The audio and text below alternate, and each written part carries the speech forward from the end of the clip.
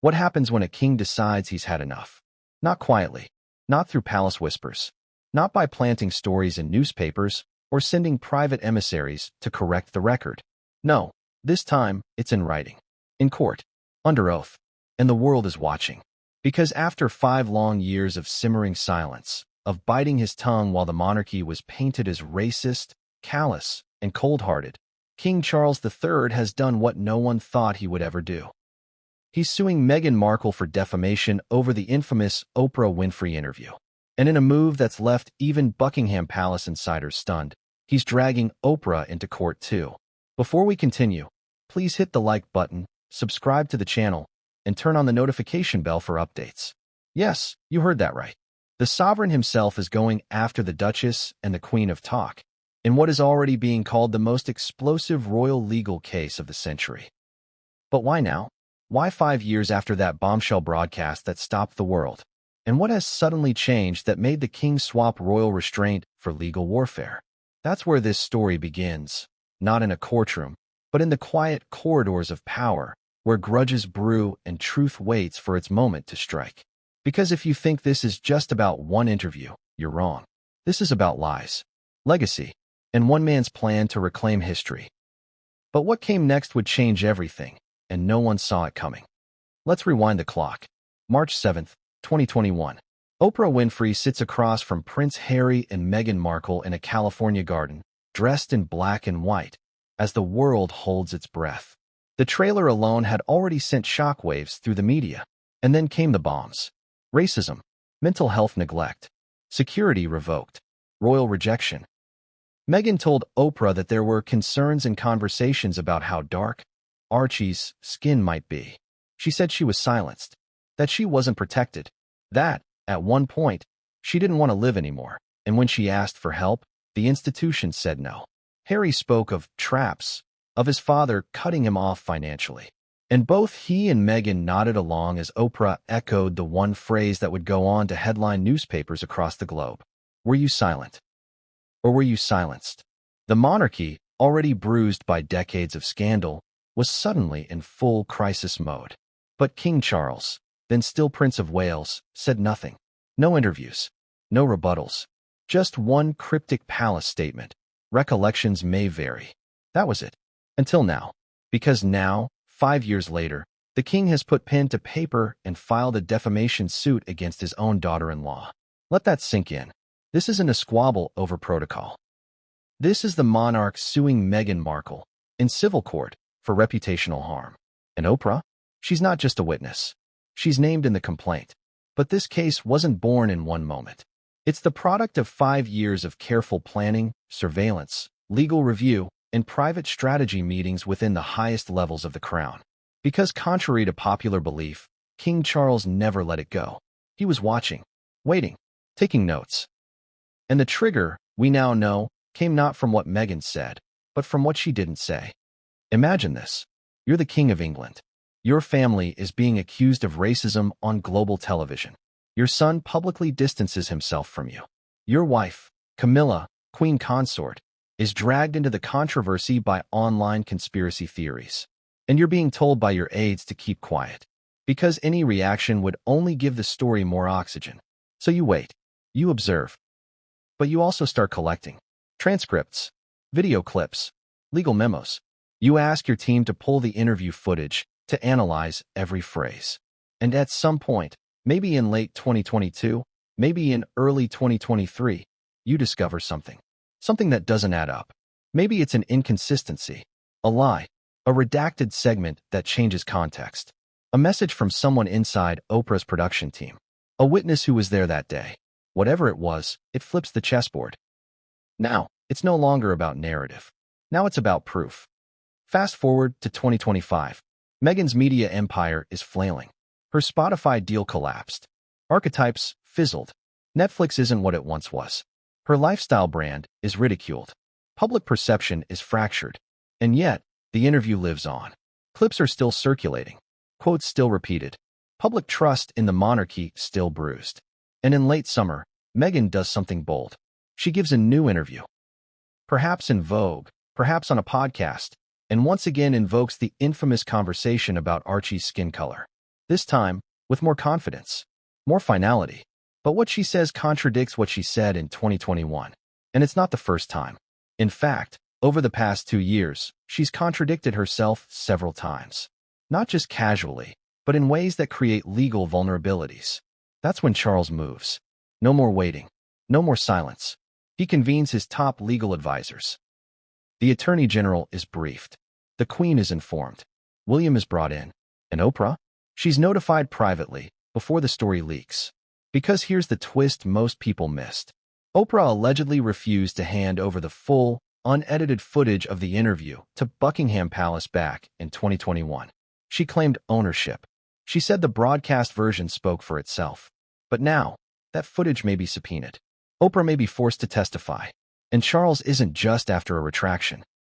He wants a verdict. A legal acknowledgement that what was said in that garden wasn't just misleading. It was damaging, defamatory, and false. Still with me? Good. Because you're probably wondering, why didn't Charles sue in 2021? Why wait 5 years? Because that's how long it took to build an airtight case. To gather first-hand witnesses, insider testimonies, off-camera audio, legal analysis, to document Meghan's contradictions, to assess Oprah's editorial responsibility, to map the media timeline, and perhaps, most critically, to see if Meghan would stop talking. She didn't, which means her own words became the foundation of the case against her. Let's pause here. Ask yourself, what happens when a monarch sues a former royal and a world-famous media titan? What happens when family drama becomes a legal reckoning? What secrets come out in court? What private text messages, emails, phone records, and video files become evidence? What happens when the woman who claimed she was silenced is now the defendant in a case about false speech? And what happens when Oprah, the interviewer of the decade, finds herself cross-examined under oath? That's the story we're about to unpack, piece by piece. Because what's unfolding behind the palace gates is not just personal. It's institutional. It's legal, emotional, historical, and it's going to leave reputations scorched no matter the outcome. We'll take you through the full breakdown. The private investigators, the palace legal meetings, the buried contradictions in Meghan's statements, the whistleblower from Oprah's production team, the message that changed everything, Oprah's secret moves to prevent testifying, the king's real goal, and how far he's willing to go to get it. And most of all, the consequences. Because no matter who wins, the monarchy will never be the same again. But what forced King Charles to finally break his silence? What piece of evidence tipped the scale from royal dignity to legal revenge? And who, from inside the shadows of Montecito, may have helped him build his case? That's what we're about to reveal. Because what came next would change everything, and no one saw it coming. What if the real damage wasn't done on camera, but in the fallout that came after? What if the most legally dangerous moment in this entire saga didn't happen during Meghan Markle's 2-hour tell-all with Oprah Winfrey, but in the years that followed, when the stories shifted, expanded, and contradicted each other? And what if the king, patient, deliberate, calculating, had been documenting every twist of the knife for years? Let's dive in. Because everything you thought this case was about, it's not. It's not just about racism, or titles, or security, or palace protocols. It's about what was said, how it was said, and then later unsaid or reworded in a way that Charles believes went too far. And this is where things start getting dangerous. Not just emotionally, but legally. Because in defamation law, timing matters. Intent matters. Consistency matters. And Meghan's biggest mistake wasn't what she said in 2021. It was that she didn't stop talking after that. The Oprah interview aired in March 2021. Within 24 hours, it had been seen by over 49 million people worldwide. It was more than an interview. It was an indictment, subtle, emotional, vague in parts, sharp in others. And it lit the fuse. From the moment Meghan dropped that now infamous line, that there were concerns and conversations within the royal family about how dark Archie's skin might be, everything changed. Headlines exploded. American media rallied behind her.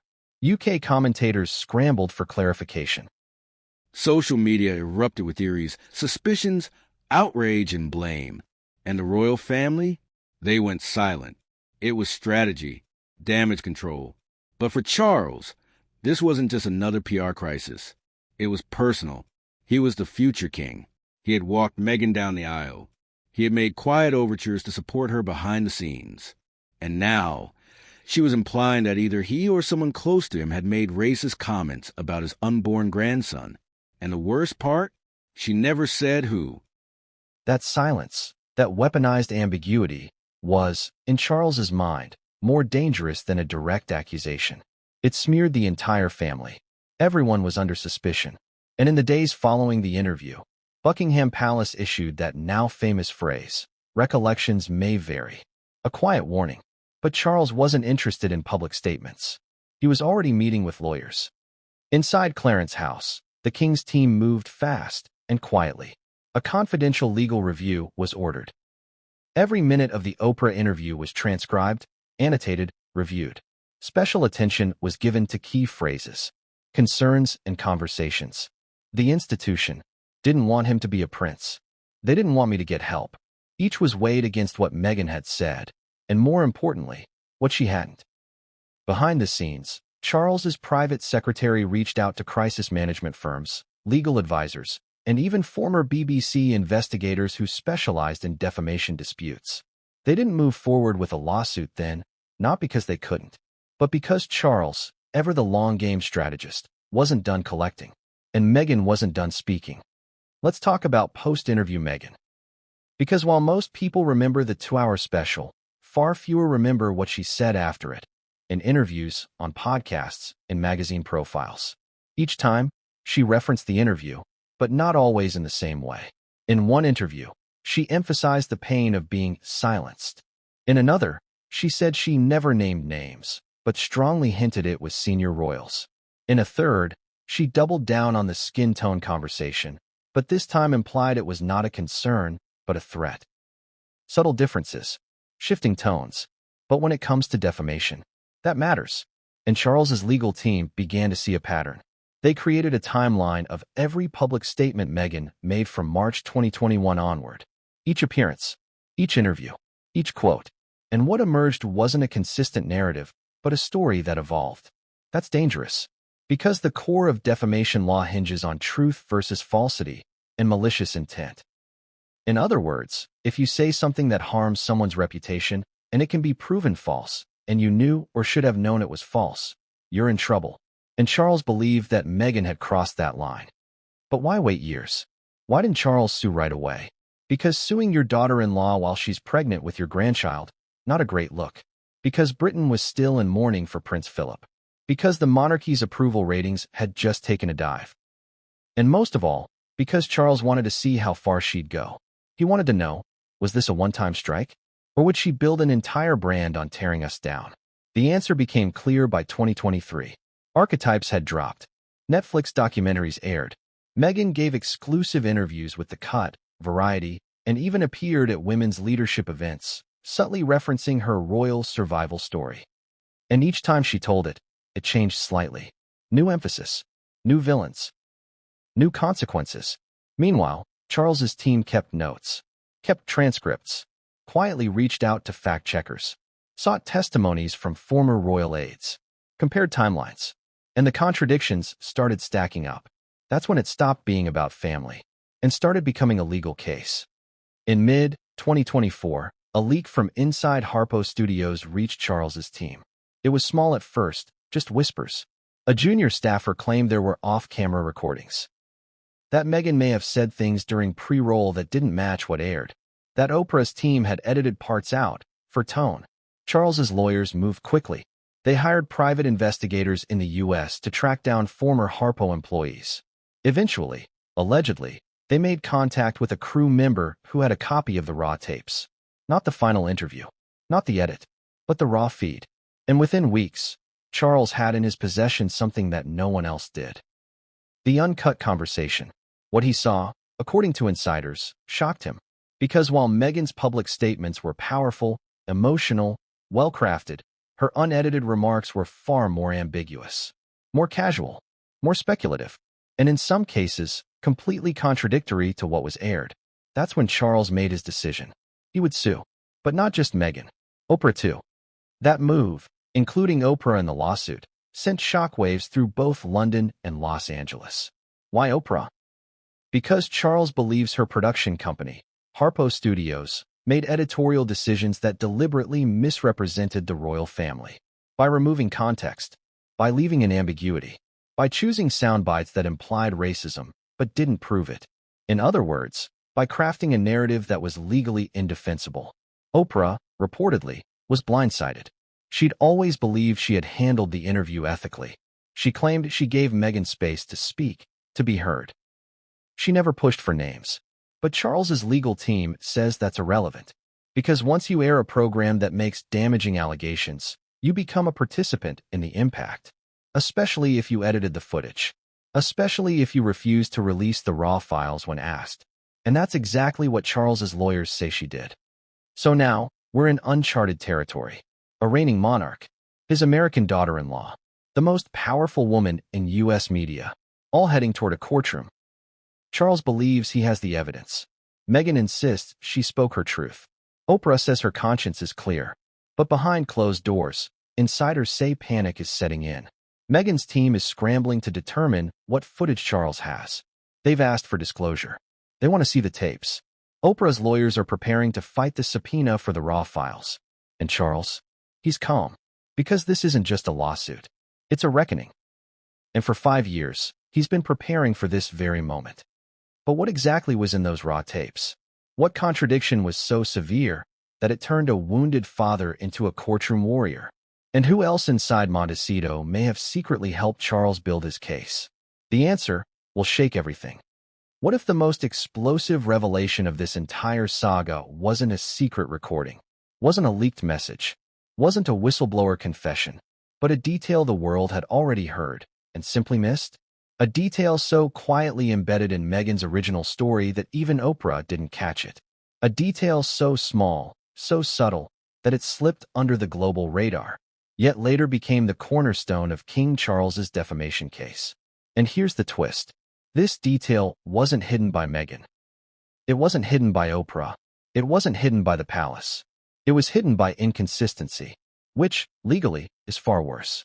Because while emotions can sway public opinion, contradictions can win lawsuits. So let's go back to the interview, back to the moment that changed everything. Because buried in those 2 hours of global spectacle was a detail that would become the ticking time bomb of this entire legal showdown. And this is where the story gets dangerous. For everyone.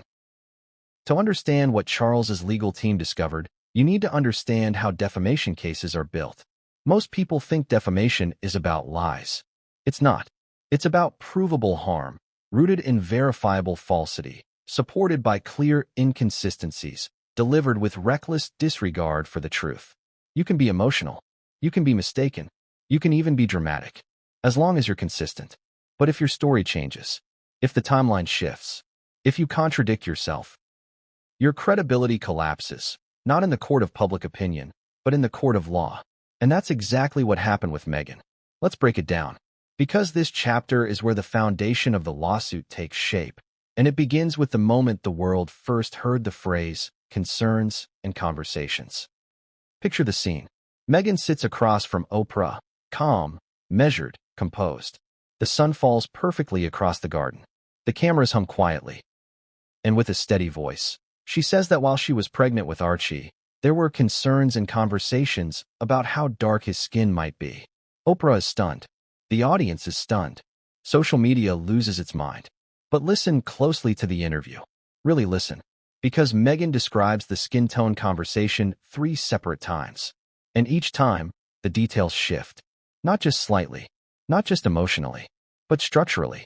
Legally. And Charles's lawyers documented all 3 versions. Here they are. Version 1. Early in the interview. Meghan says that someone, unnamed, raised concerns about Archie's skin tone. She gives no details, no timeline, no context, no circumstances, just a vague but explosive accusation. This was the version that ignited global outrage. Version 2. Later in the interview. When Oprah circles back to clarify, because the accusation was nuclear, Meghan changes the detail.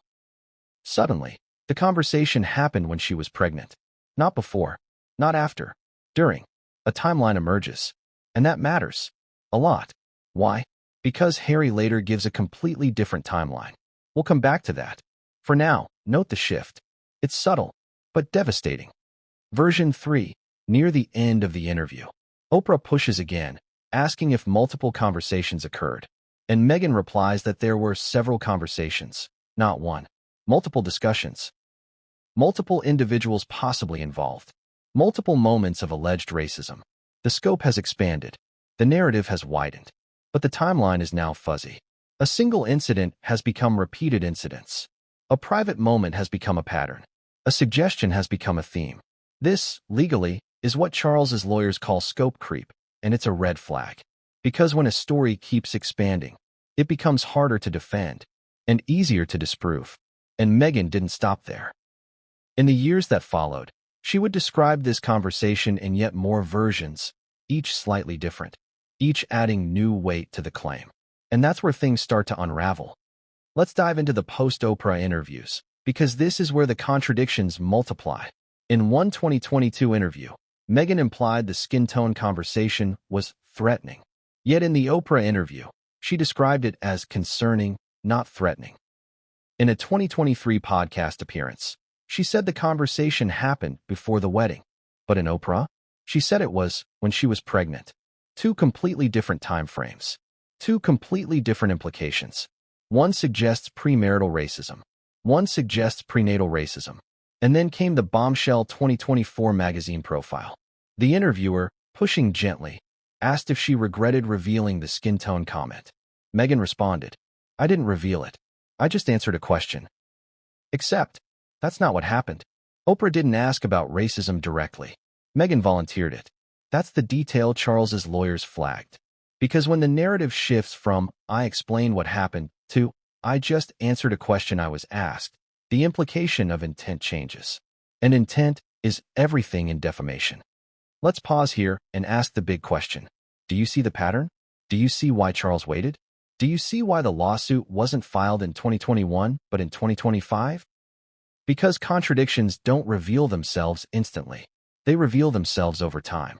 One interview, then another, then a podcast, then a magazine profile, then a documentary, then a speech, then a comment on stage, then an unscripted remark.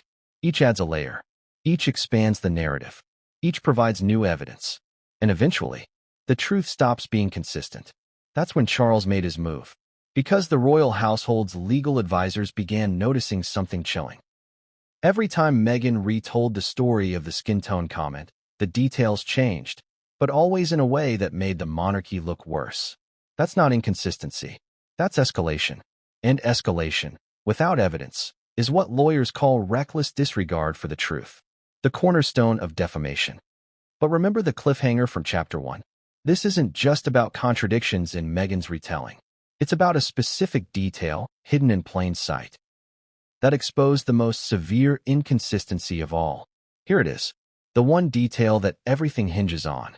Harry's version of the story contradicts Meghan's version. Completely. Not partially.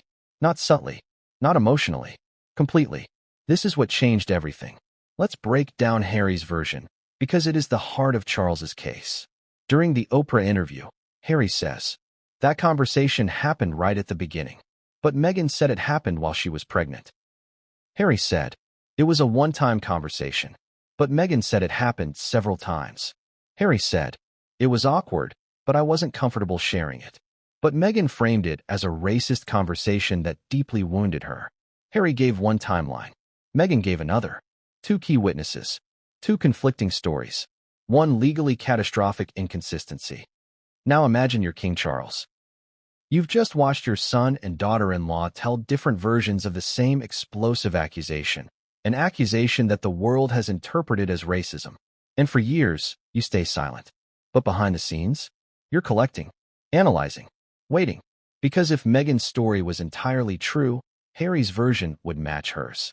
And if Harry's version was true, Meghan's should match his. But they don't. And here's where the legal nightmare begins. Because when two individuals accuse you of racism, but they can't agree on when it happened, who said it, how many times it happened, what the context was, whether it was a concern or a threat, it raises a brutal question. Did it happen at all? That question, that single question, is the reason Charles has gone to war. Not with emotions, with evidence. Because after years of building a timeline, mapping testimony, comparing statements, and reviewing footage, the King's legal team reached a startling conclusion.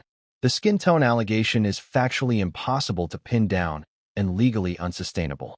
And if the most explosive claim in the Oprah interview collapses, the entire interview collapses with it. That is the danger Meghan now faces. That is the danger Oprah now faces. And that is why this lawsuit is happening. But we're still not done. Because the contradictions in the Oprah interview weren't the end. They were the beginning. Because what happened after, in Meghan's later interviews, revealed something even more damaging. A detail so severe that Charles believes it shows actual malice. And that is the highest standard in defamation. It's the legal equivalent of a nuclear strike. What was that detail? Who exposed it? And why did someone from inside Harpo Studios risk everything to share it? What came next would change everything, and no one saw it coming. What if the most legally devastating moment of the Oprah interview never made it to air? What if the real smoking gun, the evidence that could unravel Meghan Markle's entire narrative, isn't in the final cut of the broadcast at all? What if it's sitting in raw, unedited footage, buried in a hard drive, whispered about by studio insiders, and protected behind Harpo's ironclad legal walls? And what if someone leaked it? Because as shocking as Meghan's contradictions were on screen, they pale in comparison to what happened before the cameras were officially rolling. What if the King's legal team has access to pre-interview conversations, the ones recorded when Meghan thought no one was listening? Or, worse, when she assumed those tapes would never see the light of day? Because here's the chilling truth. They were rolling. The cameras, the microphones, the backup feeds, the ambient mics, the pre-roll. And someone inside Harpo Studios has reportedly confirmed what many feared. There are off-camera remarks from Meghan Markle that directly conflict with what aired, including one bombshell admission that could be the final nail in her defense. Let's get into it. Because this chapter is where fiction begins to collapse into cold legal fact. The day of the interview, March 6, 2021. Location, a private estate in Montecito, near Oprah's compound. Meghan arrives first. Harry later. The atmosphere is warm, orchestrated, safe. The garden is styled with soft lighting and muted neutrals, calming tones. Oprah, a veteran of televised catharsis, knows the importance of mood. There are cameras, lights, hair and makeup crews, microphone checks. But here's the thing. In TV production, the cameras are often rolling long before the real interview begins. They call it pre-roll. It captures the casual chatter, the in-between moments. The safe banter before the stage is officially set. Technically, it's all fair game. And this is where the King's lawyers believe the case shifted forever.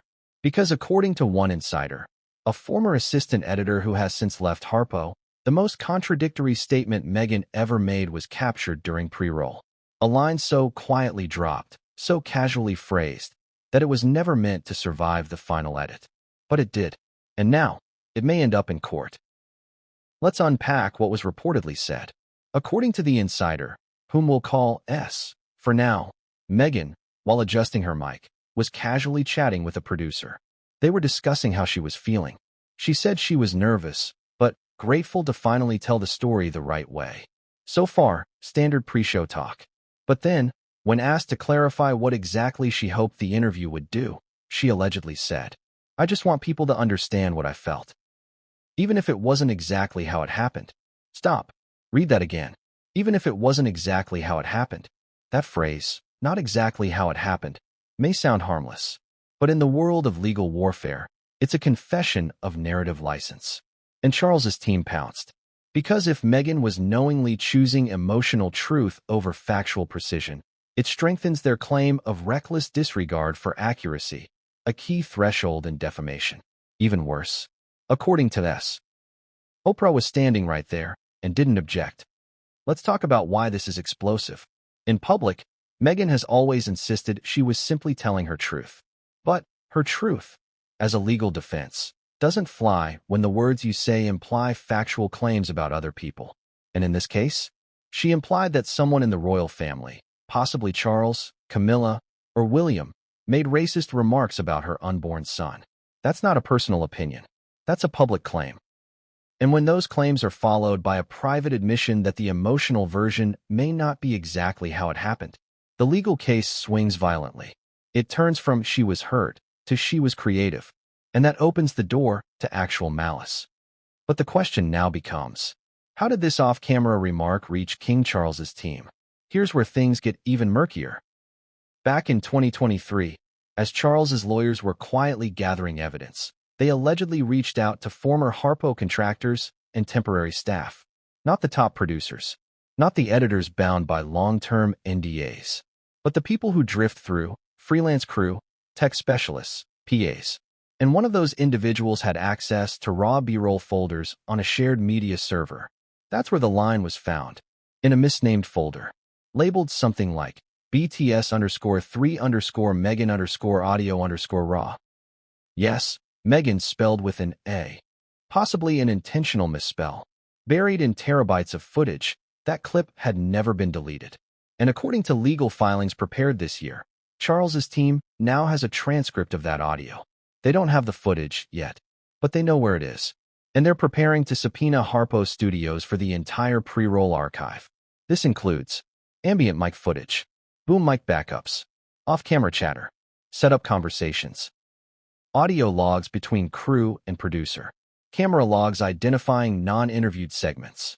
If even a portion of these tapes reveal contradictions, the case becomes undeniable. Let's pause here. Think about what this means. For Meghan, it means her credibility could implode. She's built her brand on authenticity, victimhood, and feminist empowerment. But if a court finds that she knowingly crafted a narrative that damaged reputations based on half-truths or edited recollections, her career, her brand, her legacy, all of it is in jeopardy. For Oprah, it's even worse. Because if she knew about this footage and chose to cut it, if she shielded Meghan from contradictions to protect the story, then she's no longer a neutral interviewer. She's a co-conspirator, and Charles's team knows it. That's why Oprah isn't just listed as a potential witness. She's named in the legal complaint, because King Charles believes that Oprah participated in defaming him. Not by words, but by editorial choices. And here's the irony. In trying to protect Meghan, Oprah may have doomed them both. But the danger isn't just legal. It's symbolic. If a court compels Harpo Studios to release the raw tapes, if the public sees even one instance of narrative manipulation, the entire Oprah interview, once seen as a cultural moment of reckoning, could be exposed as an emotionally driven, editorially altered piece of political theater. The palace will claim vindication. The public will feel misled. The media will devour itself. And the royals will emerge victorious. At what cost? We don't know yet. But the walls around Harpo Studios are cracking. And insiders say Oprah has already begun preparing her legal strategy, not to protect Meghan, but to protect herself. But here's the real question. Who is S? Who risked their career, their reputation, their legal exposure to leak this detail? What was their motivation? And is it possible that the betrayal came from someone closer than anyone suspects? Because what comes next is a twist that no one, not even Charles, could have predicted. What makes someone break? What pushes a person, bound by contracts, NDAs, and the unwritten code of silence in elite media circles, to risk everything? What kind of pressure, guilt, or personal reckoning compels someone to come forward and whisper, "You need to see this"? It wasn't what they said it was. Because that's exactly what happened. In a world built on power and image, where reputation is currency and silence is loyalty, someone inside Oprah Winfrey's media empire decided to blow the whistle. And what they revealed didn't just give King Charles leverage. It gave him a path to victory. But here's the twist. This wasn't some rogue intern. This wasn't a bitter ex-employee looking for a payout. This was someone deep enough in the system to know what was edited out and disillusioned enough to turn on one of the most powerful media machines in the world. And if you're wondering why they did it, the answer is far messier than revenge. Let's go inside the moment the monarchy's quiet war turned nuclear. It began, ironically, with an apology. Not from Meghan, not from Oprah, but from someone working inside Harpo. The anonymous email came into the office of Sir Jeremy Withers, one of Charles's top legal advisors, on a quiet Tuesday morning in late 2024. Subject line: "There's footage you haven't seen." At first, the team thought it was a prank. These types of emails come in all the time: bluffers, trolls, tabloids fishing for royal reactions. But the wording was too precise. The message too calm. The sender claimed to have worked as a post-production assistant on the Oprah interview. They weren't high-level, but they had access to raw audio logs and editorial notes. And they made a startling claim that at least 3 clips had been deliberately excluded from the final edit. Not for time or pacing, but because they contradicted the central narrative. The most damning? Meghan allegedly expressing uncertainty over who said what regarding the skin tone conversation, and questioning whether it was even meant as a racist remark at the time. Let that sink in. Privately, Meghan reportedly wasn't sure what had been said. Publicly, she presented it as a deeply personal, racially charged wound. The legal team froze. If true, this was gold. But they needed proof. So they replied, "Show us something verifiable." 2 days later, it came. A screenshot. An internal timecode log from Harpo Studios, dated March 6, 2021. It listed segments under PRE roll audio hold, do not air, beside one file name, mm_uncertainty_segment 03.wave. That was all Charles's lawyers needed. They didn't need the audio itself, yet. They now had reasonable suspicion and a path to subpoena. But more than that, they had a lead. And leads can be followed. What happened next reads like a political thriller. The royal legal team, cautious, discreet, began working backwards. They didn't go after Harpo immediately. Instead, they tracked the digital fingerprint of the email, a VPN routed through Vancouver, Canada. They dug into employment records. A production coordinator who'd left Harpo in mid-2022, a name that matched the initials in the email signature, SC. They followed paper trails, freelance invoices, social media profiles that had suddenly gone dark. Finally, through a former colleague who agreed to speak off record, they confirmed it. The whistleblower was Samantha Chung, a 34-year-old Canadian-American post-production editor who'd worked on the Oprah interview. She hadn't been in the room, but she had processed the files.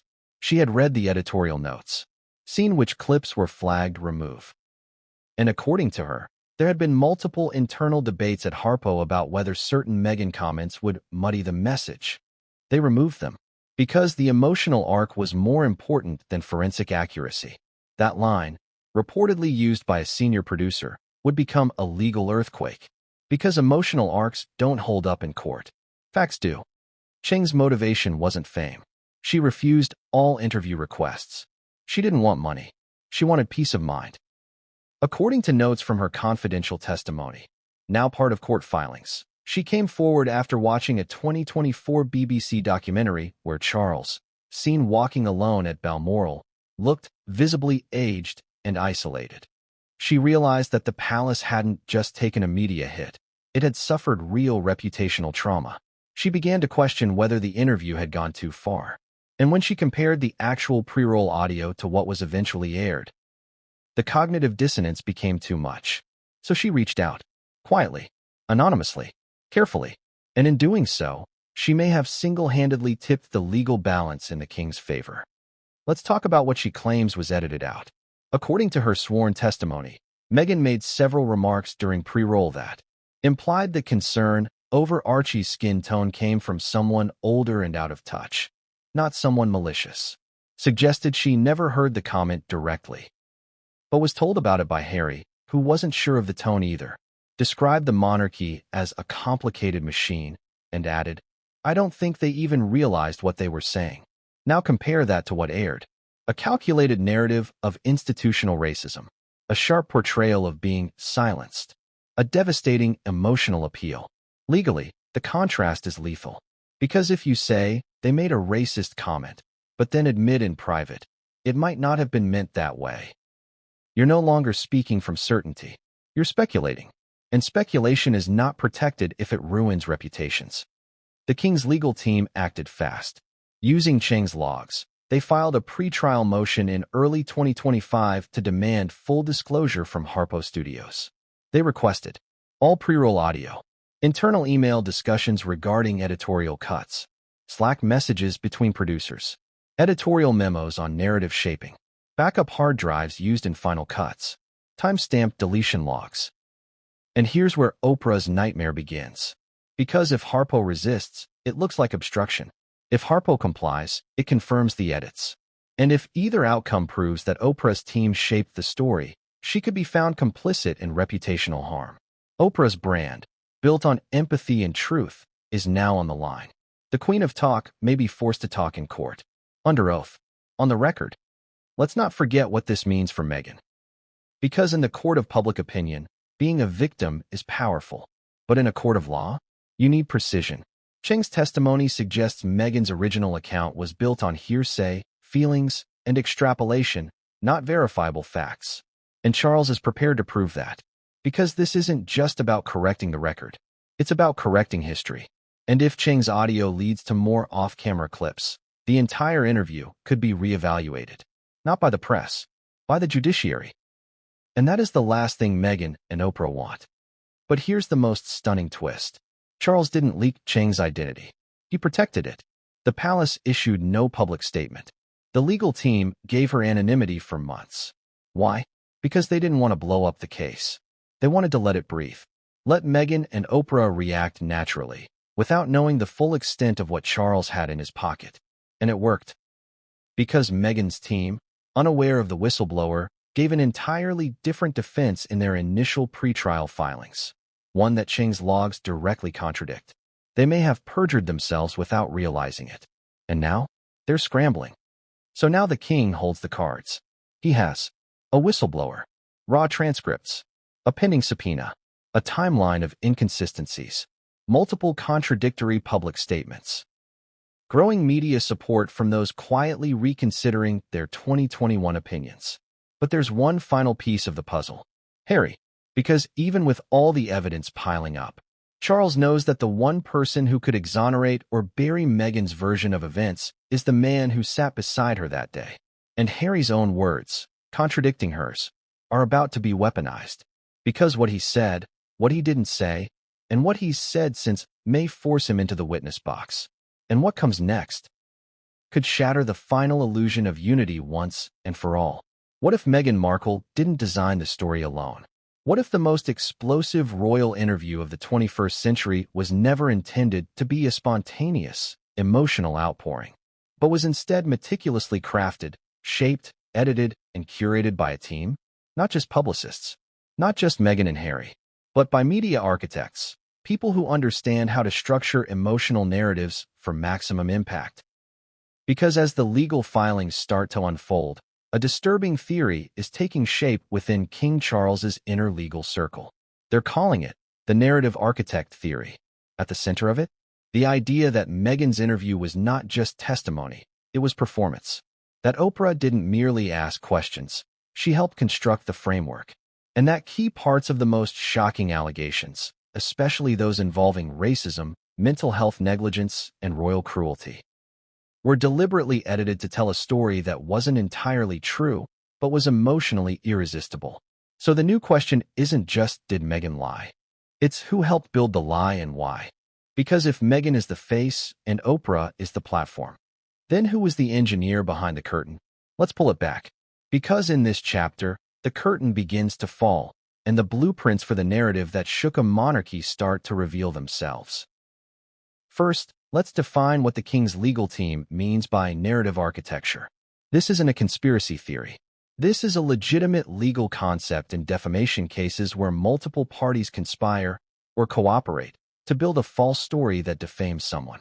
Think of it like this. One person makes a damaging claim. Another person frames it. A third edits it. A fourth packages it for emotional effect. In defamation law, intent matters, but participation matters just as much. You don't have to lie yourself to be liable. If you help distribute a lie that causes reputational harm, knowingly or recklessly, you can be sued. That's why Charles is going after Oprah and Harpo, not just Meghan. Because he's arguing they were co-authors of a defamatory narrative. And now, the evidence is starting to suggest he might be right. Let's rewind to early 2021. The world was still locked down. Meghan and Harry were in Montecito. Tensions with the palace were high after the Sandringham summit and the couple's sudden departure from royal duties. But behind the scenes, Meghan's team was laying groundwork. There were quiet meetings with PR firms in Los Angeles. There were negotiations over which platform would get the interview and who would have final editorial control. According to leaked internal emails between Harpo staffers, now subpoenaed by Charles's legal team, the following red flags have emerged. Meghan's team submitted talking points ahead of the interview. Certain topics were agreed to be off-limits, including anything involving Meghan's father, Thomas Markle. Harpo staff referred to the interview internally as the reset, not the conversation. A senior producer asked in an email, "Can we structure the reveal to build tension? It'll land harder if we delay the big moments." That's not journalism. That's scripted storytelling. And King Charles's lawyers are now framing the Oprah interview as a commercial production designed to inflict reputational damage while maximizing public sympathy. That's a very different animal from speaking one's truth.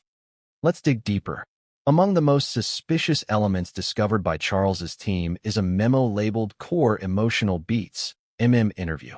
It outlined a structured timeline of Meghan's journey from optimism to betrayal. Emphasis on childhood trauma, loneliness, and suicidal ideation.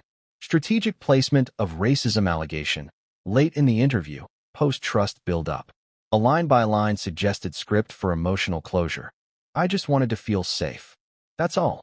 This document, if authenticated, would be devastating because it proves forethought, that the interview was designed not just to share Meghan's experience, but to manipulate public emotion. And in legal terms, that's not storytelling. That's recklessness with reputational consequences. And the royal family, particularly Charles, was the intended target. But here's where Oprah's legal danger becomes unavoidable. Oprah has built her career on giving people a voice. She claims neutrality. She claims to be a vessel for truth. But according to internal Harpo communications, she may have personally reviewed and approved the final edit of the Meghan interview, including the exclusion of 3 specific segments flagged as inconsistent with core themes. One of those segments? Meghan's off-camera admission that she was not sure who made the skin tone comment, or whether it was meant with malice. That was removed, intentionally, to protect the emotional arc. And that changes everything. Because if Oprah knowingly edited out statements that contradicted the final narrative, especially one involving accusations of royal racism, then she is no longer an innocent interviewer. She becomes a publisher of defamation, and the legal standard changes. King Charles's legal team is reportedly pursuing the actual malice standard, the highest threshold in defamation law. It's notoriously difficult to prove. You must show the defendants knew the statements were false or acted with reckless disregard for whether they were true or not. But the mounting evidence suggests just that, especially with this new twist. Harpo Studios hired a consulting firm before the interview to test narrative resonance with focus groups. You read that right. Before the Meghan interview aired, a third-party agency reportedly tested which emotional beats would hit hardest with audiences, using sample edits. They found that, leading with mental health increased sympathy, delaying the racism allegation until the final third increased impact, ending with an optimistic tone reduced backlash against Meghan. This wasn't journalism. This was psychological staging. And Charles's lawyers are now framing it as weaponized empathy, a media tactic used to conceal factual instability behind emotional appeal. Legally, that's brutal, because it implies intent to manipulate. And that's exactly what they're arguing Oprah and Meghan did. So, who really built the narrative? Was it Meghan, drawing from her own trauma? Was it Oprah, orchestrating the beats? Was it Harpo, building a blockbuster? Or was it a team of consultants, constructing a precision-engineered sympathy machine? It's probably all of them. And that's what makes the case so potent and so terrifying for Oprah. Because if even one of those people, just one, testifies under oath that they edited out truth to favor emotion, the court could find coordinated defamation. And in that scenario, Oprah loses, Meghan loses, Harpo loses, and the king, after 5 years of silence, wins. Not just legally, symbolically. But we haven't even touched the most dangerous player in all of this. Because amid all the emails, edits, talking points, and off-camera contradictions, there's one person whose silence is deafening. One person who was there. One person who knew what was said before, during, and after the interview. One person who, unlike Meghan, has not doubled down publicly. Prince Harry, he was in the interview. He saw the final edit. He has since said almost nothing. And insiders now believe that Harry may become the surprise witness no one expected, because what he says next, or refuses to say, may determine the outcome of the entire case. What happens when someone who built their entire brand on narrative control suddenly loses control of the narrative? What happens when the story you've shaped, repeated, polished, and monetized starts to unravel? Not because of outside attacks, but because you yourself keep changing the story.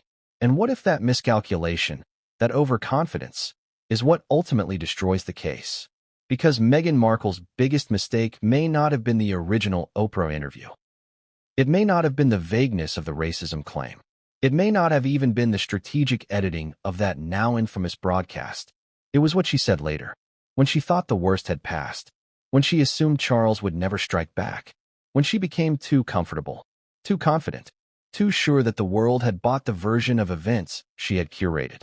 But words have consequences, especially when they contradict sworn testimony, publicly documented interviews, and timeline-verified facts. And in the summer of 2024, more than 3 years after the Oprah special aired, Meghan made the one miscalculation the king had been waiting for. One statement, one sentence, and it became Exhibit A in the defamation lawsuit that now threatens everything. Let's go there, because this is the moment the tides turned and Montecito lost the high ground. It happened during a panel discussion, not a tell-all, not a bombshell, just a polished, high-profile appearance at a global women's leadership summit in Geneva. Meghan was one of the keynote speakers. The topic? Narratives, power, and reclaiming voice. Ironic, right? She sat on a stage adorned with soft pastels and blooming florals, surrounded by other high-profile women, CEOs, authors, activists. The crowd was with her, warm, adoring. And as Meghan spoke, she was articulate, confident, charming. Until she wasn't. Until she went off script. Until she made the mistake of referencing the skin tone conversation again. But this time she took it too far. Here's the quote, now dissected by royal legal teams, media analysts, and every tabloid on earth. I was pregnant with my first child, and someone, a senior member of the royal family, said something horrifying. Something about how dark he might be. It wasn't subtle. It wasn't hypothetical. It was blatant. And I remember thinking, they don't see him as mine. They see him as a threat. The audience gasped. Meghan paused. Let the moment settle. It worked. In the room, it landed. But legally, it detonated. Because this version was not the version she gave Oprah. Let's compare. Oprah interview, 2021. There were concerns and conversations about how dark his skin might be. Geneva Summit, 2024. It wasn't subtle. It wasn't hypothetical. It was blatant. That's a massive shift in tone, clarity, and implication. And here's the kicker. There is no record of her saying anything this specific, ever, in the original interview, the Netflix series, or any prior public appearance. This was new. And in defamation law, new false statements that reinforce past defamation are actionable. It's called republication. And King Charles's legal team had just been handed a gift. Within 48 hours, the palace convened an emergency legal review. Sir Jeremy Withers, Charles's lead counsel, reportedly said one sentence during that meeting. This is what we needed. She opened the door again. Because up until that moment, there was still debate about whether pursuing legal action would only reignite the drama. But Meghan had just reignited it herself. And worse, she had provided a new, sharper, less defensible version of the skin tone story that allowed Charles to frame the case not as retroactive revenge, but as real-time reputational defense. And in the filing, that quote became the lead, right at the top of the complaint, in bold, as the cornerstone of the argument that Meghan had knowingly escalated a false and damaging claim after the original interview had been widely discredited, softened, or contradicted. Let's talk about why this was such a catastrophic misstep. First, Meghan's legal team hadn't cleared the quote. It wasn't pre-approved. It wasn't part of a prepared speech. It was off the cuff. Second, it created specificity. In the original interview, Meghan kept things vague. No names, no direct quotes, no absolute statements. That vagueness, while damaging in the court of public opinion, was a shield in the court of law. But with this new statement, she had solidified the accusation. She now called the comment blatant. She confirmed it came from a senior royal. She stated clearly that it happened while pregnant, tying it to a very specific period within palace walls. That opens up two avenues. It can now be forensically fact-checked. Who was present during that time? Who spoke to Meghan? What records exist? It binds her to a single version of events. No more room for nuance. No more "that's not what I meant." It's on the record. And if that version is proven false, defamation. Here's where things get even worse for Team Montecito. A week after the Geneva panel, a video clip of the moment went viral. But not because of Meghan. Because of Harry. He was in the audience. He didn't clap. He didn't smile. He didn't nod. He just looked frozen. The camera caught it. Just a few seconds. But for those following the saga closely, it was damning. Why? Because Harry's own version of the skin tone conversation has never matched Meghan's new version. He has always maintained it was a one-time comment. He heard it secondhand. He didn't think it was meant to be malicious. He wouldn't name who said it. That's a far cry from blatant, horrifying, and a threat. So now, Meghan's version doesn't just contradict her own previous statements. It contradicts her husband's too. That's not just bad PR. That's a legal disaster. At this point, the palace legal team took the gloves off. The lawsuit was drafted in under 10 days, filed in the High Court, with Oprah named as a co-defendant. Not because of the Geneva comment, but because of the original interview that this new statement re-invoked. See, that's how clever Charles's team is playing this. They're not just suing Meghan for one comment. They're arguing that the Geneva moment shows a pattern of defamation, a willful continuation of a harmful narrative. And by citing the Oprah interview as the original false publication, they're bringing it all into the courtroom. The tapes, the transcripts, the emails, the edits, the whistleblower, the narrative documents, the pre-roll, the inconsistencies, the contradictions, everything, the entire machine. Meghan's team was caught flat-footed. They issued a vague press statement, calling the lawsuit unfortunate and an attempt to silence a woman's truth. But it didn't land, because now the public could see the pattern too. 2021, vague but powerful. 2022, hints and deflections. 2023, expanded claims. 2024, blatant accusations. And the deeper the story goes, the shakier it looks. This wasn't silencing. This was accountability. And Charles wasn't backing down. Because this lawsuit wasn't just about defending his legacy. It was about ending the narrative once and for all. But Meghan wasn't finished. Because in desperation, she reached out privately, through intermediaries, to Charles, to Oprah, to Harry's old friend circle. She had a message. Let's fix this before it goes public. But the offer she made, the proposal she put forward, it was so stunning, so brazen, that it backfired completely. Because what she offered wasn't a retraction. It was something much more dangerous. And when King Charles read it, he said just one thing: she still doesn't understand.